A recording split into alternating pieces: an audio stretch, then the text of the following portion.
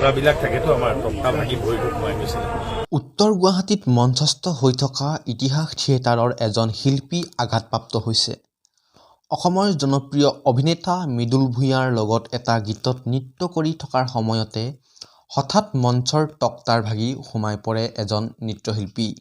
বন্ধুসকল, ঘটনাটোৰ সকলোবোৰ কথা ক'ব অসমৰ জনপ্ৰিয় অভিনেতা মৃদুল ভূঞাই। তাৰ আগতে বন্ধুসকল, যদি আপুনি আমাৰ এই ভিডিঅ'টোত এটা লাইক কৰা নাই, লাইক কৰি দিয়ক। আৰু আপুনি মৃদুল ভূঞাৰ অভিনয় চাই কেনে পায় কমেণ্ট কৰি জনাবলৈ নাপাহৰিব।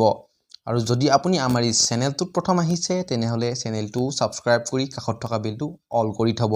তেতিয়া আপুনি আমাৰ ভিডিঅ'সমূহৰ নটিফিকেশ্যন আগতীয়াকৈ পাই থাকিব।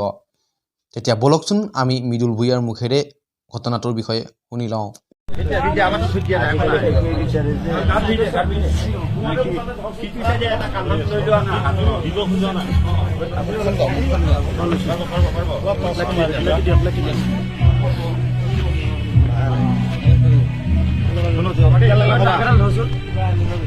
এই আমাৰ ডেন্সৰ